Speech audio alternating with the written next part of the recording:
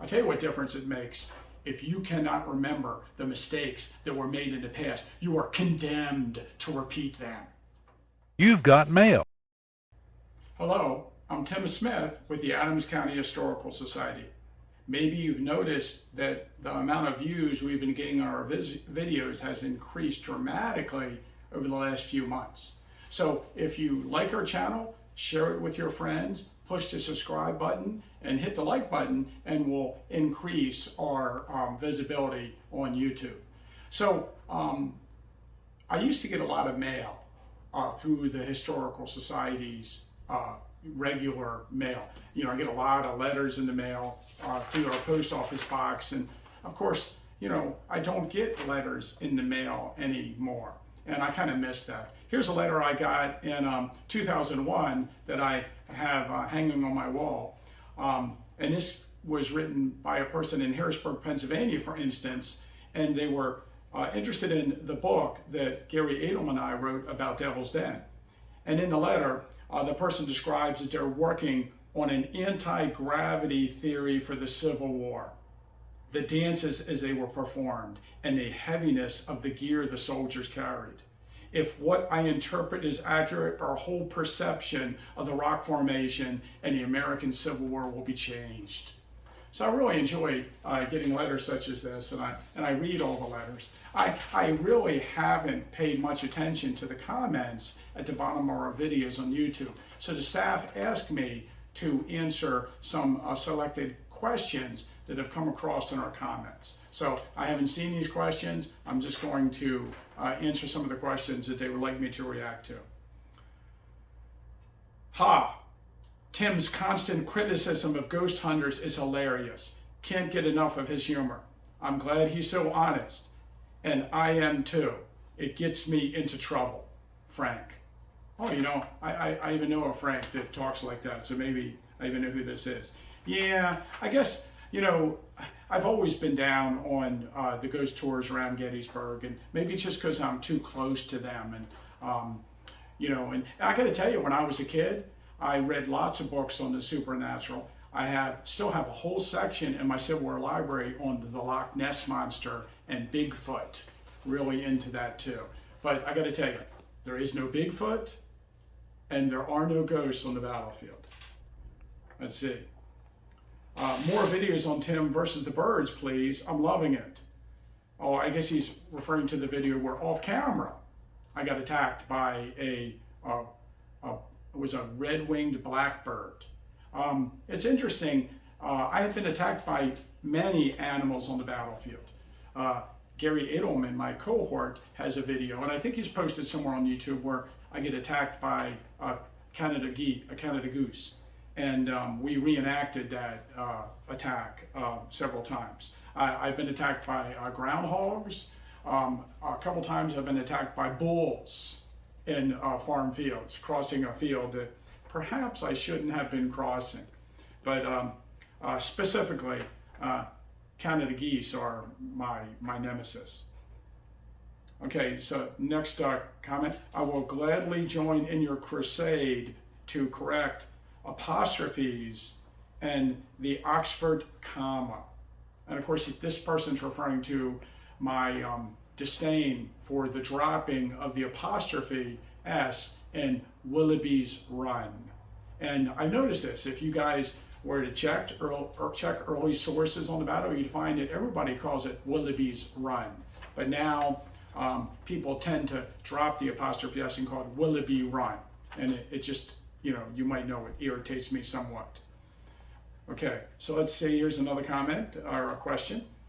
With this wonderful content, topic, history, your subscribership will surely skyrocket.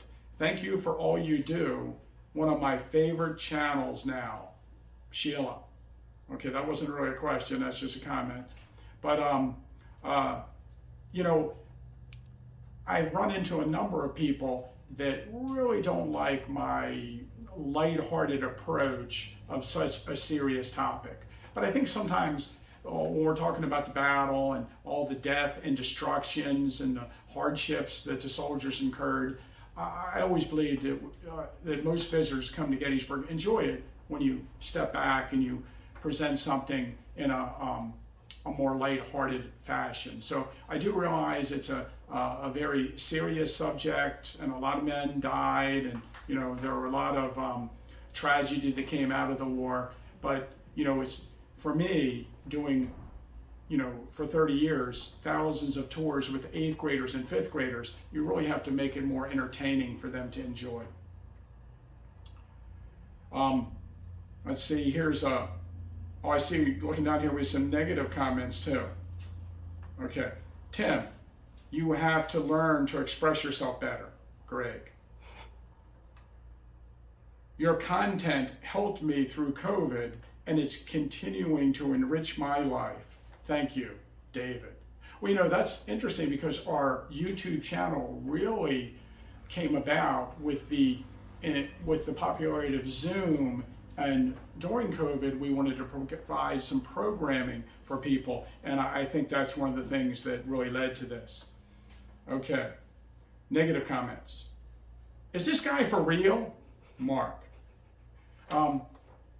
Perhaps sometimes I'm not really as mad as I'm pretending to be.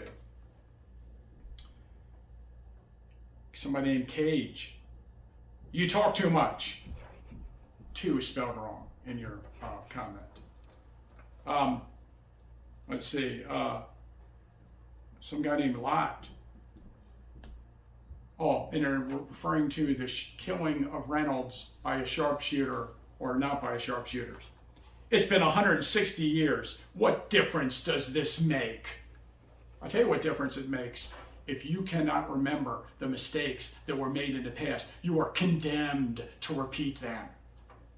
That's why we study history. Okay. Rebel. Dude, don't be an a-hole talking to us. That's interesting. I don't know exactly what I may have said to infuriate the rebels in one of my comments. But I do realize that I am very pro-Northern and very pro-federal government in my stance on the Civil War. And it's interesting. I look back on my life, and when I was a teenager and I was studying the Civil War, I had a picture of Robert E. Lee in my room, and I think I was more even-handed in my treatment of my descriptions of the battle. North versus South, but definitely as I've gotten older, I've become more and more Northern and more not a Southerner. So that's true, and I don't mind that. I think that all my life touring the battlefield, I've been with plenty of people that are pro-Southern. So I don't see anything wrong with somebody being pro-Northern. Okay, here's another one. Well, there you go. A historian solved it. There are no ghosts. I'll believe my own experience and not you. Thank you. Yeah. Well, I know lots of people who claim to see ghosts, and I know lots of people that claim there's lots of supernatural activity in the battlefield. It's strange that we don't have any evidence whatsoever of any ghostly apparitions, except made-up videos. But that's all right. That's it. Okay. Really? These people will continue to have bad luck if they do not return it, Tim. Get your own rock, dumbass. So this person, this is Ernest. Ernest is actually referring to, that's not a negative comment, he's referring to the fact that someone sent me a rock from the battlefield that I was supposed to return because they were having bad luck since they got the rock, and I chose not to return their rock, and I kept it, and it's like a good luck charm for me. So I do that, things like that, because I think it's interesting how people blame their situation in life or good luck or bad luck on an inanimate object that absolutely has no way of controlling your life. And if you think the rocks control your life, I think you have other problems besides me not returning to the rock to destroy your field. But that's fascinating. Now, the people stealing rocks from the battlefield and then returning them to the park, that's not just something that is unique to me. if you were to contact the law enforcement, well, you don't want to contact them, but if you were to talk to one of the law enforcement rangers while you're here at Gettysburg and just ask them, they'll tell you that they have a whole shelf filled with return letters of rocks that people have sent back to the park because they get bad luck.